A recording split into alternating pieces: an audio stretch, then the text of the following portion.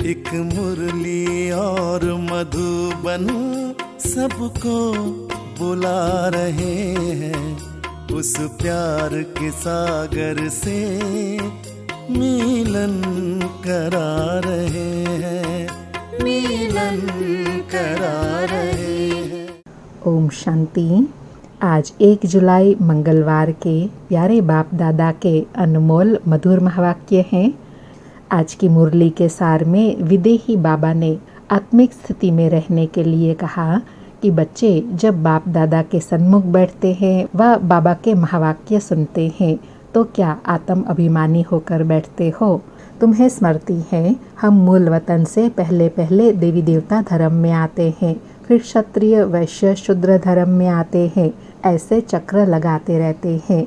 तो बाबा कहे जब तुम्हारी बुद्धि में ज्ञान है तो तुम्हें कोई चित्र की दरकार नहीं है, ना कोई चित्र शरीर को याद करना है। बाबा कहे तुम्हें अंत में सिर्फ यही स्मृति रहे कि हम आत्मा है और एक बाबा की याद बनी रहे तो अंत मते सौगति हो जाएंगी।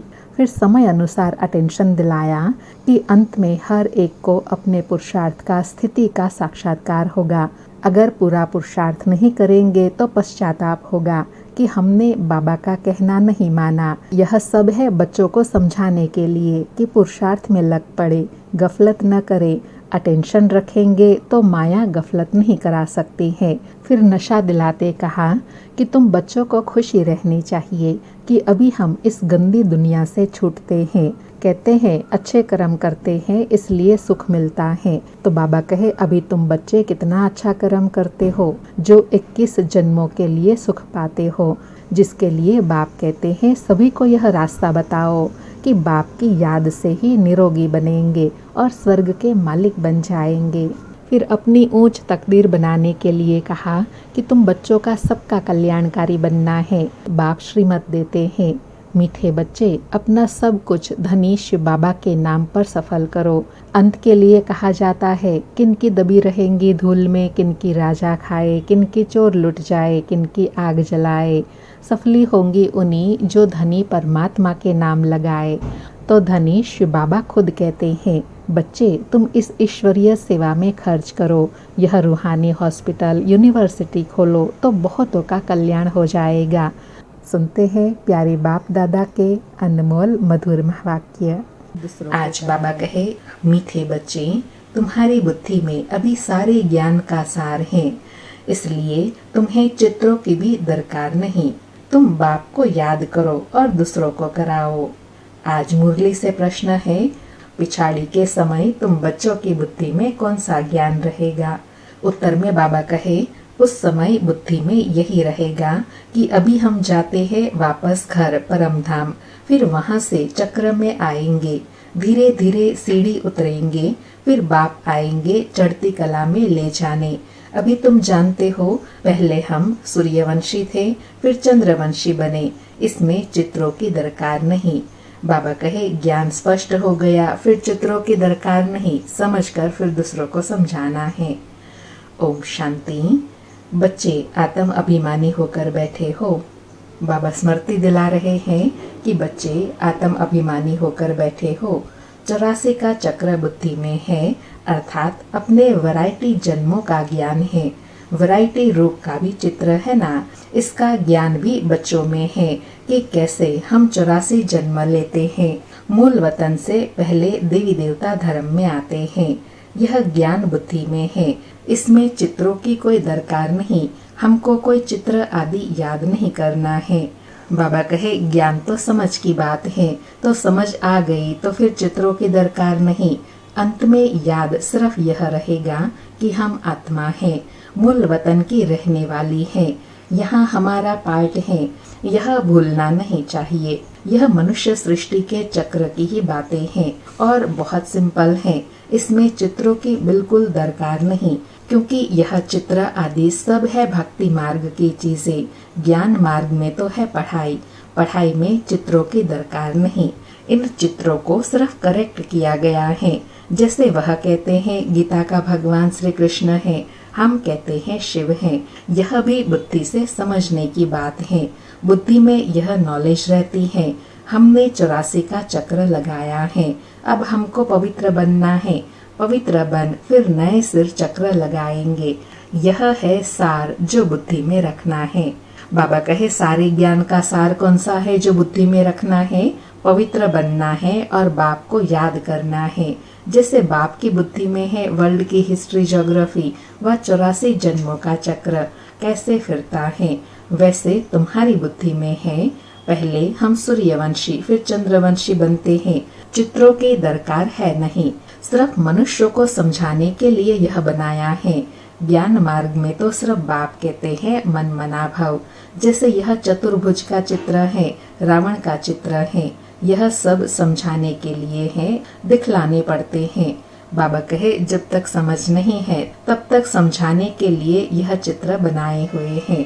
तुम्हारी बुद्धि में यथार्थ ज्ञान है, तुम बिना चित्र के भी समझा सकते हो। तुम्हारी बुद्धि में 84 का चक्र है, चित्रों द्वारा सिर्फ सहज करके समझाया जाता है, इनकी दरकार नहीं है। बुद्धि में है पहले हम सूर्यवंशी घराने के थे, फिर चंद्रवंशी घराने के बने, वहाँ बहुत सुख है। बाबा कहे वहाँ सतयुग में बहुत सुख है जिसको स्वर्ग कहा जाता है। यह चित्रों पर समझाते हैं, पिछाड़ी में तो बुद्धि में यह ज्ञान रहेगा। अभी हम जाते हैं, वापस चक्र लगाएंगे, सीढ़ी पर समझाया जाता है तो मनुष्य को सहज हो जाए। तुम्हारी बुद्धि में यह भी सारा ज्ञान है कि कैसे हम सीढ़ी उतरते हैं, फिर बाप चढ़ती कला में ले जाते हैं। बाप कहते हैं मैं तुमको इन चित्रों का सार समझाता हूँ। जैसे गोले का चित्र है तो उस पर समझा सकते हैं। यह 5000 वर्ष का चक्र है, अगर लाखों वर्ष होते तो संख्या कितनी बढ़ जाती। क्रिश्चियन का दिखाते हैं 2000 वर्ष हुए, इसमें कितने मनुष्य होते हैं, 5000 वर्ष में कितने मनुष्य होते हैं, यह सारा हिसाब तुम बतलाते हो। सतयुग में पवित्र होने कारण थोड़े मनुष्य होते हैं, अभी तो कितने ढेर हैं। लाखों वर्ष की आयु होती तो संख्या भी अनगिनत हो जाए। क्रिश्चियन की भेंट में आदमशुमारी का हिसाब तो निकालते हैं ना, हिंदुओं की आदमशुमारी कम दिखाते हैं। क्रिश्चियन बहुत बन गए हैं। जो अच्छे समझदार बच्चे हैं बिगड़ चित्रों के भी समझा सकते हैं। बाबा ने फिर स्पष्ट किया कि जो समझदार बच्चे ज्ञान को अच्छी रीति समझ जाते हैं वह फिर बिना चित्रों के दूसरों को समझा सकते हैं। बाबा कहे विचार करो इस समय कितने ढेर मनुष्य हैं, नई दुनिया में कितने थोड़े मनुष्य होंगे। अभी तो पुरानी दुनिया है जिसमें इतने मनुष्य हैं, फिर नई दुनिया कैसे स्थापन होती है, कौन स्थापन करते हैं, यह बाप ही समझाते हैं। वही ज्ञान का सागर है।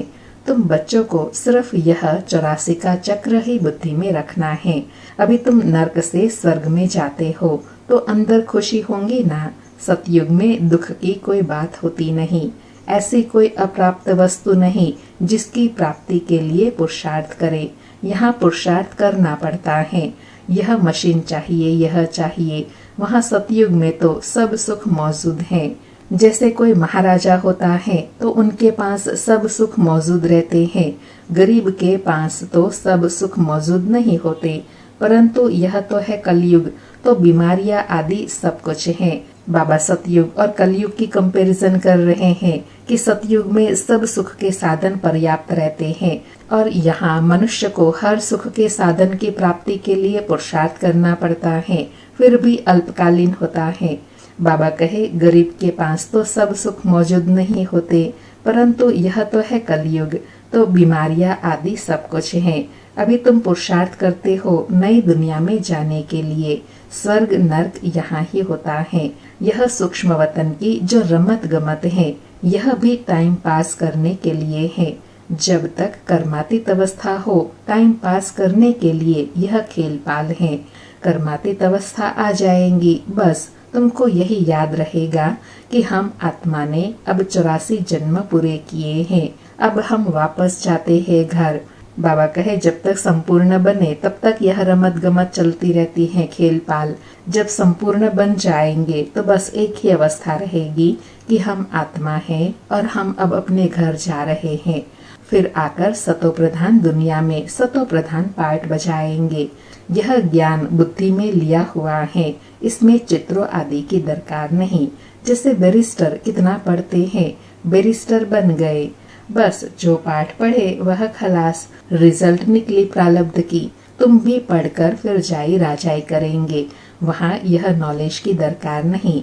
इन चित्रों में भी रॉन्ग राइट क्या है, यह अभी तुम्हारी बुद्धि में है। बाप बैठ समझाते हैं, लक्ष्मी नारायण कौन है, यह विष्णु क्या है। विष्णु के चित्र में मनुष्य मूंझ जाते हैं, बिगड़ समझ के पूजा भी जैसे फालतू हो जाती है, समझते कुछ भी नहीं। जैसे विष्णु को नहीं समझते हैं, लक्ष्मी नारायण को भी नहीं समझते, ब्रह्मा विष्णु शंकर को भी नहीं समझते। ब्रह्मा तो यहाँ है, यह पवित्र बन शरीर छोड़ चले जाएंगे। इस पुरानी दुनिया से वैराग्य है, यहाँ का कर्म बंधन दुख देने वाला है। अब बाप कहते हैं अपने घर चलो, वहाँ दुख का नाम निशान नहीं होगा। पहले तुम अपने घर में थे परम धाम में, फिर राजधानी में सतयुग में आए, अब बाप फिर आए हैं पावन बनाने। बाबा ने सारे सृष्टि चक्र का ज्ञान समझा दिया कि पहले तुम परम धाम घर में थे, फिर सतयुग त्रेता में राजधानी में आए, अब पावन बनाने के लिए बाबा आए हैं संगम पर। बाबा कहे इस समय मनुष्यों का खान पान आदि कितना गंदा है, क्या क्या चीजें खाते रहते हैं। वहाँ देवताएं ऐसी गंदी चीजें थोड़े ही खाते हैं। भक्ति मार्ग देखो कैसा है, मनुष्यों की भी बलि चढ़ती है। अब बाप कहते हैं यह भी ड्रामा बना हुआ है, पुरानी दुनिया से फिर नई दुनिया जरूर बननी है। अभी तुम जानते हो हम सतो प्रधान बन रहे हैं, यह तो बुद्धि समझती है ना। बाबा कहे यह तो ज्ञान के आधार से समझ मिलती है ना कि अभी हम पावन बन रहे हैं, उसका पुरुषार्थ चल रहा है। इसमें तो चित्र न हो तो और ही अच्छा है, नहीं तो मनुष्य बहुत ही प्रश्न पूछते हैं। बाप ने 84 जन्मों का चक्र समझाया है। हम ऐसे सूर्यवंशी, चंद्रवंशी, वैश्यवंशी बनते हैं, इतने जन्म लेते हैं, यह बुद्धि में रखना होता है। बाबा कहे ज्ञान बुद्धि में रखना होता है, वह मनन चिंतन करना होता है। बाबा कहे तुम बच्चे सूक्ष्म वतन का राज भी समझते हो, ध्यान में सूक्ष्म वतन में जाते हो, परंतु इसमें न योग है न ज्ञान है, यह सिर्फ एक रस्म है। समझाया जाता है कैसे आत्मा को बुलाया जाता है, फिर जब आत्मा आती है तो रोते हैं, पश्चाताप होता है। हमने बाबा का कहना नहीं माना, यह सब है बच्चों को समझाने के लिए कि पुरुषार्थ में लग पड़े, गफलत न करे। बाबा कहे यह जो सारी रस्म रिवाज बनी हुई है ना, यह बच्चों के पुरुषार्थ के लिए बनी हुई है कि अंत में कैसे पश्चाताप करते हैं, तो हमें भी अंत में पश्चाताप न करना पड़े, इसलिए पुरुषार्थ करना है, कोई गफलत नहीं करनी है। बाबा कहे बच्चे सदा यह टेंशन रखे कि हमें अपना टाइम सफल करना है, वेस्ट नहीं करना है, तो माया गफलत नहीं करा सकती। बाबा भी समझाते रहते हैं बच्चे टाइम वेस्ट न करो, बहुतों को रास्ता बताने का पुरुषार्थ करो, महादानी बनो, बाप को याद करो तो विक्रम विनाश होंगे। जो भी आते हैं उनको यह समझाओ और 84 का चक्र बताओ, वर्ल्ड की हिस्ट्री ज्योग्राफी कैसे रिपीट होती है, नटशेल में अर्थात सारांश में बुद्धि में सारा चक्र रहना चाहिए। तुम बच्चों को खुशी रहनी चाहिए कि अभी हम इस गंदी दुनिया से छूटते हैं। मनुष्य समझते हैं स्वर्ग नर्क यहाँ ही है, जिनको बहुत धन है तो समझते हैं हम स्वर्ग में हैं, अच्छे कर्म किए हैं इसलिए सुख मिला है। अभी तुम बहुत अच्छे कर्म करते हो, 21 जन्मों के लिए तुम सुख पाते हो, यह तो एक जन्म के लिए है कि हम स्वर्ग में हैं। बाप कहते हैं वह है अल्पकाल का सुख, तुम्हारा है 21 जन्मों का, जिसके लिए बाप कहते हैं सभी को रास्ता बताते जाओ। बाबा कहे जो सुख का रास्ता तुमको मिला है ना, वह बाबा कहते हैं औरों को भी बताते जाओ। बाप की याद से ही निरोगी बनेंगे और स्वर्ग के मालिक बन जाएंगे। स्वर्ग है राजाई, उनको भी याद करो, राजाई थी अभी नहीं है, भारत की ही बात है, बाकी तो है बाई प्लाट्स, पिछाड़ी में सब चले जाएंगे, फिर हम आएंगे नई दुनिया में। अब इस समझाने में चित्रों की दरकार थोड़े ही है। यह सिर्फ समझाने के लिए मूल वतन सूक्ष्म वतन दिखाते हैं, समझाया जाता है। बाकी यह तो भक्ति मार्ग वालों के चित्र आदि बनाए हैं, तो हमको भी फिर करेक्ट कर बनाने पड़ते हैं। नहीं तो कहेंगे तुम तो नास्तिक हो, इसलिए करेक्ट कर बनाए हैं। ब्रह्मा द्वारा स्थापना, शंकर द्वारा विनाश। वास्तव में यह भी ड्रामा में नोंद है, कोई कुछ करता थोड़े ही है। साइंसदान भी अपनी बुद्धि से यह सब बनाते हैं। भल कितना भी कोई कहे कि बॉम्ब्स न बनाओ, परंतु जिनके पास ढेर है वह समुद्र में डाले तो दूसरा कोई न बनाए, वह रखे हैं तो जरूर और भी बनाएंगे। अर्थात बाबा कहे एक दूसरे को देखकर एक दूसरा बनाते हैं सेफ्टी के लिए। बाबा कहे अभी तुम बच्चे जानते हो सृष्टि का विनाश तो जरूर होना ही है, लड़ाई भी जरूर होनी है, विनाश होता है, फिर तुम अपना राज्य लेते हो। अब बाबा कहते हैं बच्चे सबका कल्याणकारी बनो। बच्चों को अपनी ऊंच तकदीर बनाने के लिए बाप श्रीमत देते हैं। मीठे बच्चे अपना सब कुछ धनी परमात्मा के नाम पर सफल करो। किनकी दबी रहेंगे धूल में, किनकी राजा खाए, किनकी चोर लुट जाए, किनकी आग जलाए। सफली होंगी उनकी जो धनी परमात्मा के नाम लगाए। धनी बाप खुद कहते हैं बच्चे इसमें खर्च करो, यह रूहानी हॉस्पिटल यूनिवर्सिटी खोलो तो बहुतों का कल्याण हो जाएगा। धनी के नाम तुम खर्चते हो, जिसका फिर 21 जन्मों के लिए तुमको रिटर्न में मिलता है। यह दुनिया ही खत्म होनी है, इसलिए धनी के नाम जितना हो सके सफल करो। धनी शिव बाबा है ना, अर्थात बाबा कहे अंत में तो सब विनाश होना है, सब खत्म होना है, तो उसके पहले क्यों न सफल करे। विनाश होने के पहले सफल करेंगे तो उसका फिर भाग्य बनता है। बाबा कहे भक्ति मार्ग में भी धनी भगवान के नाम करते थे, अभी तो है डायरेक्ट। धनी के नाम बड़ी बड़ी यूनिवर्सिटी खोलते जाओ तो बहुतों का कल्याण हो जाएगा। 21 जन्म लिए राज्य भाग्य लेंगे। बाबा कहे अभी जो जितना सफल करता है दूसरों का कल्याण करता है, वह 21 जन्मों का राज्य भाग्य ले लेता है। नहीं तो यह धन दौलत आदि सब खत्म हो जाएंगे। भक्ति मार्ग में खत्म नहीं होते हैं, अभी तो खत्म होना है। तुम खर्चो फिर तुमको ही रिटर्न मिलेगा। धनी के नाम पर सबका कल्याण करो तो 21 जन्मों का वर्षा मिलेगा। कितना अच्छा समझाते हैं। फिर जिनकी तकदीर में है वह खर्च करते रहते हैं। अपना घर बार भी संभालना है। बाबा साथ में अंडरलाइन भी करा रहे हैं कि सफल भी करना है और अपना घर बार बाल बच्चों को भी संभालना है। इनका ब्रह्मा बाबा का पार्ट ही ऐसा था, एकदम जोर से नशा चढ़ गया। बाबा बादशाही देते हैं, फिर गधाई क्या करेंगे। तुम सब बादशाही लेने लिए बैठे हो तो फॉलो करो ना। जानते हो हमने कैसे सब छोड़ दिया, नशा चढ़ गया। ओहो राजाई मिलती है, अल्लाह को अल्लाह मिला तो बे भागीदार को भी राजाई दे दी। राजाई थी, कम नहीं था। बाबा स्पष्ट कर रहे हैं कि ब्रह्मा बाबा ने जब अपना सफल किया तो वो राजाई के समान था, कम नहीं था। अच्छा फर्टाइल धंधा था, अर्थात बहुत अच्छा नामी काम था। अब तुमको यह राजाई मिल रही है तो बहुतों का कल्याण करो। पहले भट्टी बनी, फिर कोई पक कर तैयार हुए, कोई कच्चे रह गए। गवर्नमेंट नोट बनाती है, फिर ठीक नहीं बनते हैं तो गवर्नमेंट को जला देने पड़ते हैं। आगे तो चांदी के रुपये चलते थे, सोना और चांदी बहुत था। अभी तो क्या हो रहा है, कोई की राजाई खा जाते हैं, कोई की डाकू खा जाते। डाके भी देखो कितने लगते हैं। फेमन भी होगा ना, अकाल भी पड़ेगा। यह तो है ही रावण राज्य। राम राज्य सतयुग को कहा जाता है। बाप कहते हैं तुमको इतना ऊंच बनाया, फिर कंगाल कैसे बने। अब तुम बच्चों को इतनी नॉलेज मिली है तो खुशी होनी चाहिए।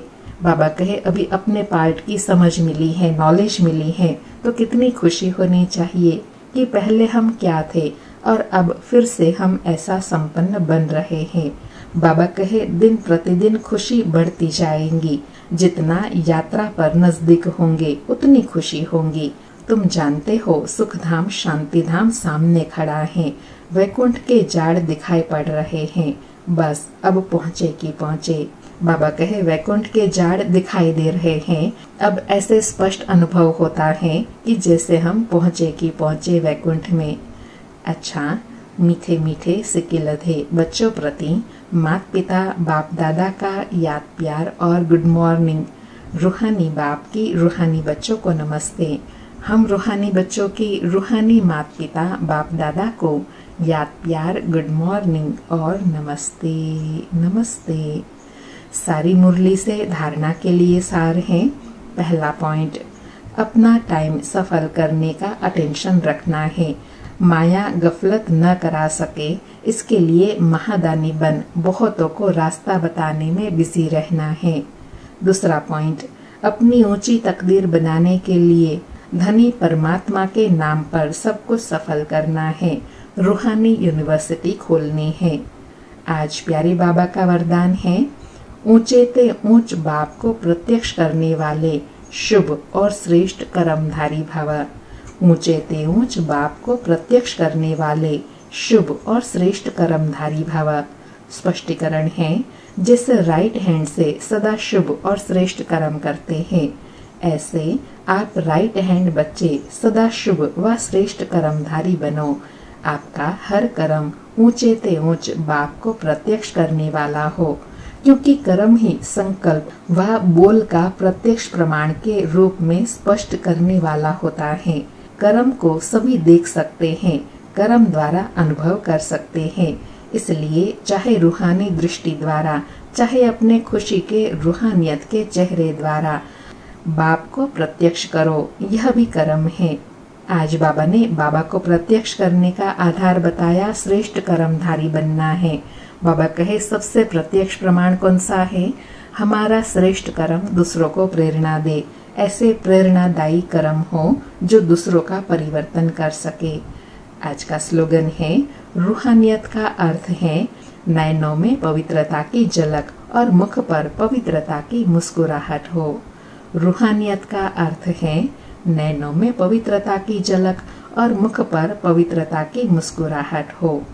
आज 1 जुलाई है, आज से नया मास शुरू हो रहा है, तो विशेष इस मास में पुरुषार्थ के लिए विशेष अटेंशन है, क्योंकि वर्तमान समय की जो परिस्थितियां हैं, उन परिस्थितियों को देखते हुए विशेष अपने पुरुषार्थ के लिए लक्ष्य दिया हुआ है और अनेक आत्माओं की वर्तमान समय अनुसार कैसे सेवा करें, उसके लिए इस जुलाई मास के लिए अव्यक्त इशारे हैं, जो वर्तमान समय अनुसार हम अपनी संकल्पों की शक्ति के द्वारा एक स्थान पर बैठे हुए अनेक आत्माओं की सेवा कर सकते हैं, स्वयं की भी श्रेष्ठ स्थिति बना सकते हैं और अपनी श्रेष्ठ स्थिति द्वारा अनेक आत्माओं को भी श्रेष्ठ अनुभूति करा सकते हैं, जिसके लिए विशेष शक्तियों पर अटेंशन दिलाया है, जैसे समेटने की शक्ति, समाने की शक्ति, कंट्रोलिंग पावर, फुल स्टॉप लगाने की शक्ति।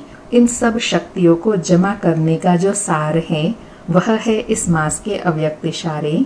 संकल्पों की शक्ति जमा कर श्रेष्ठ सेवा के निमित्त बनो।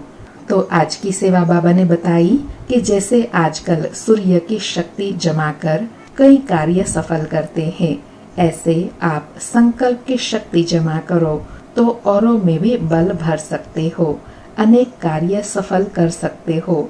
जो हिम्मतहीन है, उन्हें वाणी के साथ साथ श्रेष्ठ संकल्प की सूक्ष्म शक्ति से हिम्मतवान बनाना, यही वर्तमान समय की आवश्यकता है।